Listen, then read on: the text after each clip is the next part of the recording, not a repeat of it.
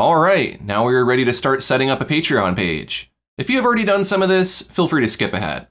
First, I'll enter my email address. This is how you will log in and receive notifications, so be sure to avoid typos and use an email you check regularly. Next, enter your name. This is just your personal name. You can name your Patreon page next. You'll also need to create a password. Because this website could be paying you money, it would be wise to choose a very strong password and use two-factor authentication when you log in. I'll show you how to set that up later in this course. You can name your Patreon page next. I'll just call mine Aaron Rutten for now, since this can be changed later. There is also an option to designate your page as for 18 plus only. I'll come back to why this is important later. For now, just use your best judgment here. When you are ready, click Next. There is an option to link your social accounts. If you like, you can do this now, but you can also edit this later. I can't imagine you don't have any social media accounts, so link those if they are brand accounts and they are relevant to your Patreon. You need not link your personal profiles or anything you don't want to be shared with your members. After that, click on Go to your page. You've now created your page. A message appears with a Get Started button. Click that and we can move on to the next step. After successfully creating your account, you will start with a blank unpublished Patreon page. While unpublished, no one but you can see your page, so don't worry about completing this all in one day. In fact, I'd recommend taking your time and don't publish too early. Wait until everything is how you'd like it, and maybe even ask for some feedback from a friend or fellow creator before you commit to anything. Just so we have the same experience, please follow along with a desktop or laptop computer, not a phone, because the mobile version of Patreon will look a lot different. I'll also mention that the Patreon website gets updated from time to time, so as this course ages, some things might look different than what you see on your end. You'll notice on the home page there is a checklist of tasks you need to complete to have a page that is ready to be launched. Clicking on the arrows will take you to the corresponding page. When you complete a task, the arrow will turn into a check. We'll go through all of these options one by one, and I'll explain the best way to set everything up. As I'm demonstrating, I will bounce back and forth between an unpublished example page and the page I'm currently using to generate income. I recommend that you do the easy ones first, like verifying your email. This is how you prove to Patreon that you are real, and it protects us all by preventing fake and spam accounts. The primary way to edit your page is to click on the three dots on the right and choose Edit Page. Next, let's go to Page Settings. This is fairly quick and easy to complete. The top portion I'll leave up to you. Under Earning Visibility, you can choose to make your earnings publicly visible on your page or private. There are pros and cons to each choice. If you show how much you earn and you aren't earning much, then that might give the impression that your content isn't worth supporting. Likewise, if you're earning a lot, people might feel like you don't need their support. Showing how much you make is more superficial than anything. If your reputation and content are what's driving new patrons, it doesn't really make a difference what you choose for this option. Membership visibility is a different story. You need to at least show that you have some patrons, or else people will assume you have zero. Free memberships are available to allow potential members to see non-paid content. This can help give people an idea of what you're offering, which might increase the rate at which your non-paying audience converts to paid members. We'll come back to this later in the course. We'll skip past the comments settings as well, since we'll discuss that later. If you create adult content, that needs to be addressed up front. Certain types of adult content can thrive on Patreon, but I have heard from creators in this niche that designating yourself as such can limit your exposure on the platform. If there's any chance that nudity could be present in your work, even if it's in an artistic context and even if it's not your primary content, it would still be appropriate to designate your entire page as for adults because that's Patreon's policy. If you're making sexually explicit content or content that is definitely not for those under 18, it would be wise to check that box. Otherwise, you may get yourself into some trouble later. I would encourage you to read up on what constitutes an adult Patreon so you don't make a mistake. If you occasionally paint nudes, then just don't post those types of images on Patreon and you've got nothing to worry about. Even if you are making money from a large following on Patreon, if you break the rules, your page can be taken down and your revenue shut off. The last setting is optional. You can track advanced data collected from your Patreon page using Google Analytics if you're into that sort of thing. Next, let's go to the Basics tab. Here you can fill in the name of your page and briefly describe what you are creating. In my case, my name is the name of my page since that's my brand. However, you may use a business name or some other pseudonym or title, so feel free to choose whatever makes sense to you. Again, I doubt this is something you don't already have, and if you don't, you are getting ahead of yourself by setting up a Patreon prematurely. Your Patreon page name should closely match your branding so that it's obvious to patrons that this page is associated with you. If you skip down a bit, you can choose a custom URL. I would do your best to match this to your page title for consistency. If you want to support Aaron Rutten, there's no doubt that you're in the right place if you go to patreon.com/Aaron Rutten. Moving back up, you'll need to provide a brief tagline summarizing what you create. I could say digital art resources, brushes, and more. When someone views your page, it will show your title with a tagline beneath it. This is sort of the first impression of your page, so clearly communicate the value you are offering. This also has some search engine optimization value, as this text can help you rank better in search if used properly. Next, you'll need to provide some image assets like a profile photo and cover photo. I recommend coming back to complete these later because you'll need to spend some time choosing the right specs, taking photos, and designing custom graphics that fit the page. If you don't have these skills, consider hiring someone who does. If your profile looks unprofessional, that may give the impression that your benefits are poor quality as well. If you are the do-it-yourself type, at least watch some of my graphic design tutorials to learn the skills you need to do it right. As an example, here's a banner I made in Photoshop. This isn't any more than a photo I took of myself that I removed the background from and slapped into a composition with some text that emphasizes who I am and what I offer. Again, this makes it clear to your fans that they are on the correct page. Having your face on the cover or as the profile photo will help with that too. Next, you can choose your custom brand color. This will change the colors of certain elements on your page. You can experiment and preview the page to see what you like best, but you may want to wait until you have more of your page built to be able to see the full effect this is having. This color palette can be changed at any time. In fact, much of this information can be a work in progress, so don't stress about getting it absolutely perfect the first time. After that, you can enter some information in the About Your Page section. This is where you can elaborate on the purpose of your page and detail what your patrons get when they join. This also has some search engine optimization value and can help search engines better find your page. Here's an example of what I am currently using. If you can manage using HTML, you can embed external images by linking to them. This really spruces up the About section and breaks up the text. Emojis can also be used to add color. I happen to have a lot of benefits with complex descriptions, so I prefer to explain all of that on a separate page which I link to. If I tried to fit all of this on the About page, it would make it way too long. If you don't have a website, you could link to a separate post on Patreon as well. We'll look at how to post later. It will be a constant struggle to help your patrons figure out how to access your benefits and what the limitations are, so it's best to explain all of that before anyone joins. They might not read it all, but at least they had the opportunity to, and you can point that out if anyone has a complaint. One of the most important things you can do is nip self-entitlement in the bud as soon as possible. Don't set yourself up to be someone's slave. You are here to make art, not be ordered around like an employee. If you can establish that by communicating some of your boundaries, that will save you a lot of negativity later on.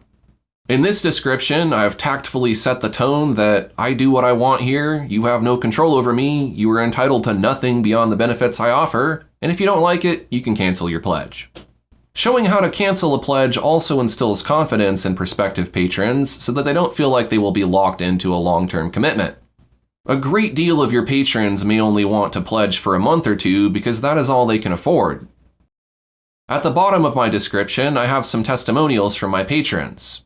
Some patrons will offer you this feedback unsolicited, but you can also ask for it in a post. This helps you look more legit because if someone would take the time to endorse you, your benefits must be worth it. You can top all of this off with an intro video, but again, you should come back to this so that you can spend quality time producing it. I have been updating my video every year or so that it is always current and matches my page and benefits. Some people may prefer this over reading your About page, so I use it to give an overview of the benefits I offer and even provide a guided tour of how to access them. One of the biggest sources of patron turnover is that they cannot figure out how to find my benefits, so you'll see many instructions throughout my page. When you are finished with each page, be sure to click on Save Changes. Another easy to complete page is Getting Paid. Before you can access this page, you'll need to set up at least one membership tier. You can access the membership tiers on your homepage. By default, there is already a $5 tier that has been created but has not been published. Let's just publish it for now as a placeholder so we can edit the other settings. We'll return to the membership tiers shortly.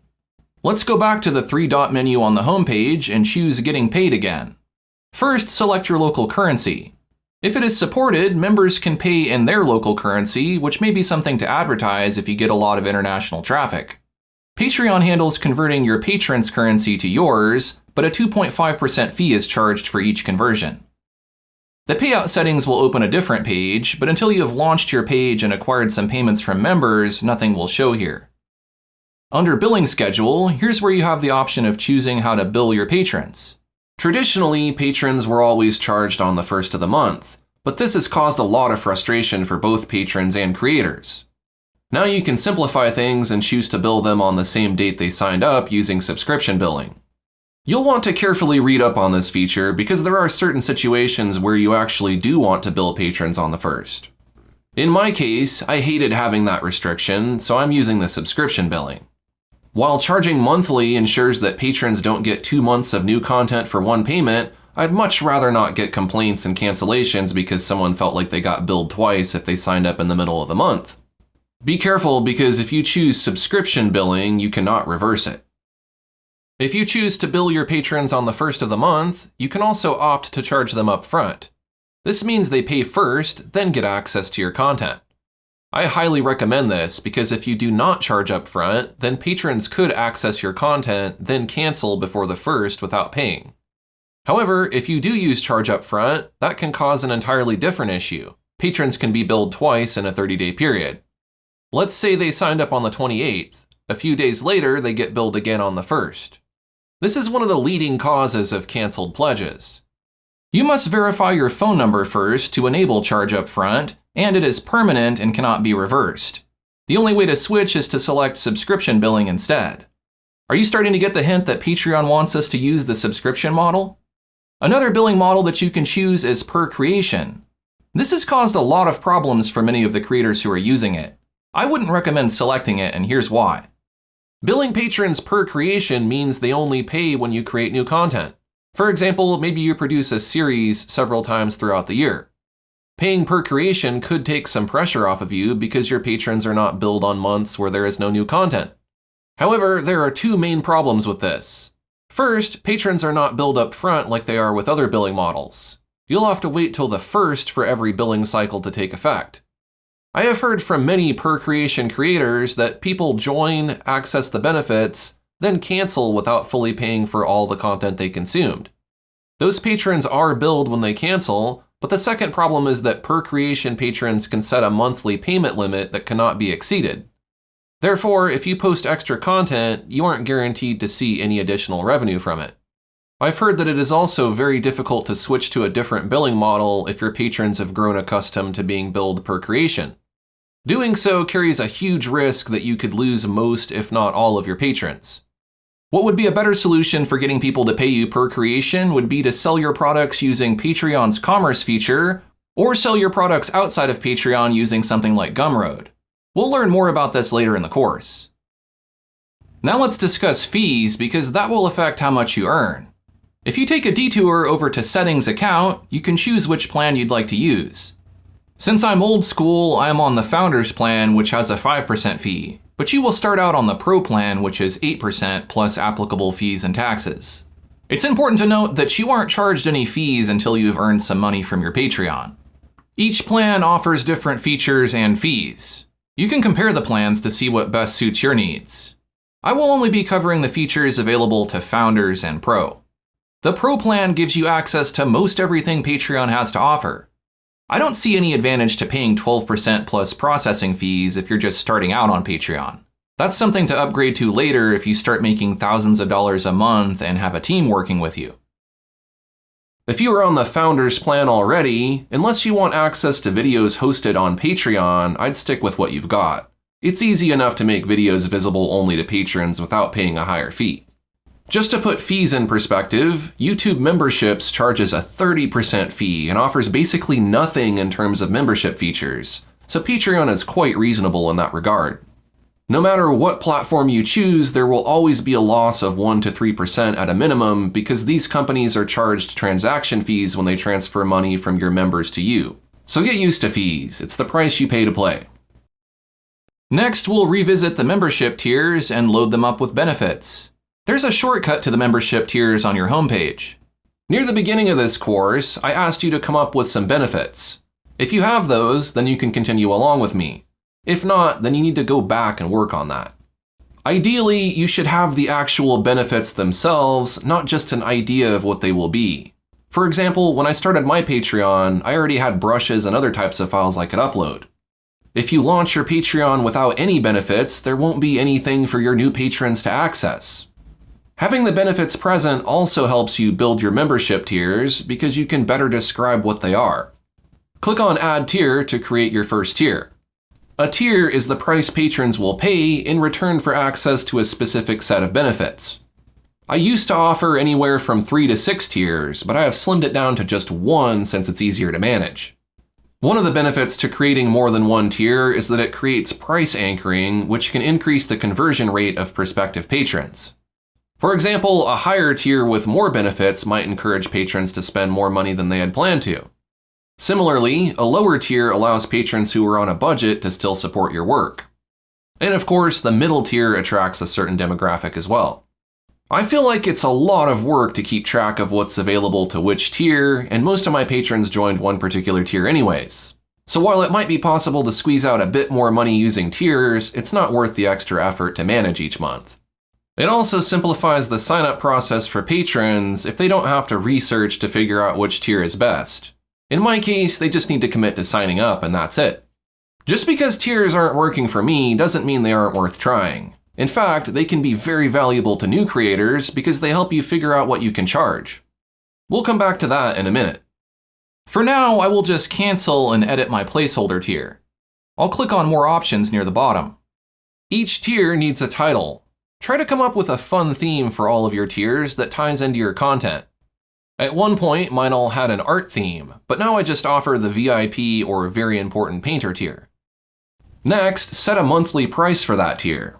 This will be in your local currency, but you can preview it in other currencies if that's helpful. Pricing is perhaps one of the most difficult choices you will have to make. Utilizing tiers gives you the ability to experiment with different prices to see what most of your fans will gravitate toward. You can't change the pricing of a tier after someone has joined. You can only unpublish it and then new patrons won't be able to join at that level. Existing patrons who are still on the unpublished tier can still access your content. In my case, I have experimented with pricing a lot and $10 performs the best. However, I did get quite a few patrons at $3 and $5 tiers and even some as high as $25 to $50. Because you'll be charged various fees, you may want to skip ahead a bit to the section where I talk about fees so that you can price that into your tiers. Due to the fees, charging a very low price like $1 just doesn't make sense. You won't even get that whole dollar. Plus, it would take a very long time to reach a significant amount of funding if it takes 1,000 patrons to make $1,000 each month. Just as well, if you create tiers that are too high, like $100, unless you can provide $100 each month in value, hardly anyone is going to go for that. You'd be wasting your effort setting that up if no one ever joins. 3 tiers is a good number to start with. Too many just creates more work for you to manage, so I wouldn't have much more than that. As I mentioned earlier, part of the purpose of tiers is to create price anchoring so there is an affordable, expensive, and middle tier. Because you can specify which tiers get access to each post, you have the option of either giving higher tiers access to lower tier content, or you can limit posts to specific tiers. Giving lower tier benefits to higher tiers will create a lot of value and may generate more interest in those tiers. Each tier can have a cover image. You can come back to this. It should look attractive to get people's attention, and it should either communicate the tier benefits or match the theme of the tier. As far as distributing the benefits across your tiers, The more time-intensive the benefit, the higher I would place it in your tiers. The less difficult benefits can be at the bottom. I put my most popular benefits, the custom brushes, in the middle tier, which was $10 when I started.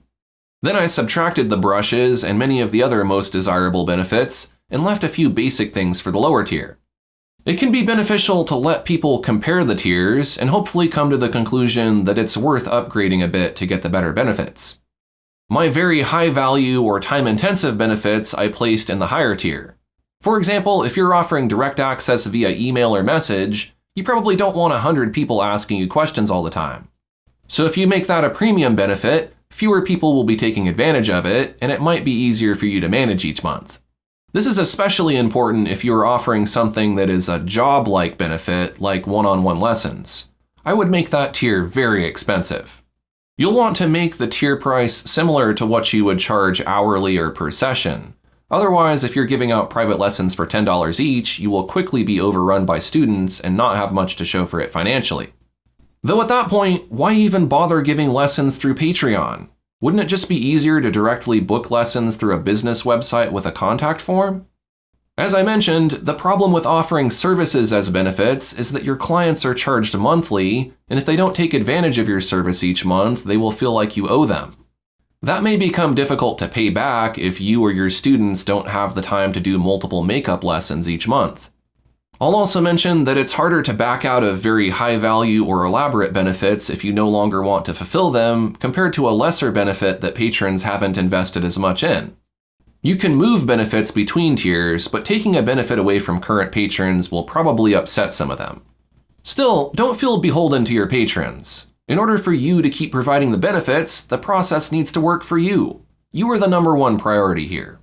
That doesn't mean you shouldn't be considerate of your patrons' feelings. You should aim to be as fair and transparent as possible. If something is not working or a major change needs to be made, announce it.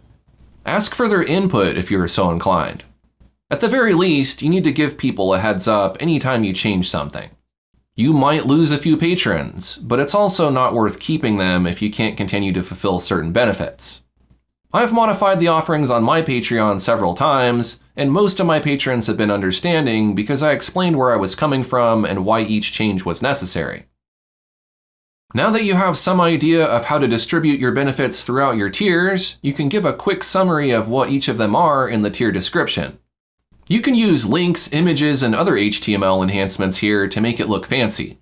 You also need to list the tier benefits for tax collection purposes. You can use the Add Benefit button to select from a list of benefits or input your own if no matching benefit can be found.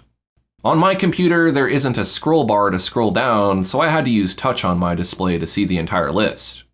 Some countries and states tax certain types of digital goods, so this is why it's necessary to report each type of benefit you offer. If you remove or change a benefit in the tier description, you'll need to make that same change to the tier benefits section as well. Ultimately, the tax is estimated based on the benefits in that tier, and it is applied each month for those patrons who are subscribed to it. The free trial feature I will explain later. There are some advanced tier settings that are hidden by default. You can choose to ask for a shipping address when a patron joins. This would be essential if you plan to offer something like prints that you ship to each patron. You can also limit the number of patrons who can join each tier. You might want to use this for time-consuming benefits like private lessons so that you don't bite off more than you can chew. Limiting the number of patrons also creates a sense of exclusivity, which might encourage prospective patrons to join that tier. If a patron leaves that tier, then a spot will open up for a new patron. You can change this value at any time as well. You can also grant Discord roles to your patrons and have unique roles for each tier, but we'll discuss integrations like Discord later in this course. Beneath that, there is an option to customize the way tax is distributed for the benefits of each tier. If you have 2 or more benefits added to a tier, this option will appear. If you choose to adjust tax according to benefit value, then you can either distribute the values evenly, which is the Patreon recommended default, or you can manually redistribute the values. While many types of benefits are not taxed, some are taxed quite heavily. This option allows you to avoid overtaxing your patrons. If most of the value is in one benefit, you have the option to make that a higher percentage. Use your best judgment here. This is not tax advice. Be sure to save each tier after it is complete. Next, you can preview the tier on your page as it will appear to prospective members. You'll notice how some information gets repeated if I choose to list my benefits for tax purposes. You may want to adjust your description to account for that. When you create new tiers, they are published by default. You can make these tiers unpublished to make them private so they don't show up on your page until you're ready. You'll need to publish each tier in order for them to be visible to new members. If your page is still unlisted, no one can see anything yet, so feel free to go ahead and publish your tiers that are ready. It is possible to delete tiers. When you do that, the description and other info will be discarded permanently. If there were active patrons on that tier, they will be automatically marked as no tier, but will still be paying the same monthly amount. They will have to rejoin one of your other tiers, otherwise they might not see anything you post. This is because the posts you create can be limited to specific tiers, so if a tier has been removed, so will the access to those posts for that tier. If you deleted a tier to replace it with another, you'll need to manually grant access to that new tier for each of those posts. Members who were assigned to no tier would only be able to see posts marked as visible to paid members. But if you're using tiers to limit your content to certain members, not many posts would be marked as such. This is one of the reasons why I prefer to use a single tier. I don't have to worry about who has access to what if I change something. Deleting a tier isn't really necessary and just causes a lot of problems, so I would recommend unpublishing a tier rather than deleting it. Once you have completed and published all of your tiers, we can move on to the next step. Hiding on the Membership tab, there is a small settings button. Click on that and you can choose to highlight your tiers based on certain criteria. This will make that tier stand out more prominently and may help attract prospective patrons to it. For example, you can highlight the tier with the most earnings potential, or the one that is the most popular. You can even select a custom tier. This of course only applies if you have more than one tier. Next, let's go to the home page and edit the page. In the Welcome Notes section, we can create a custom welcome message that will appear as soon as a new member joins.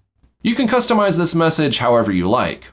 It could be a simple thank you, but I like to use it as a way to share instructions about how to access the benefits.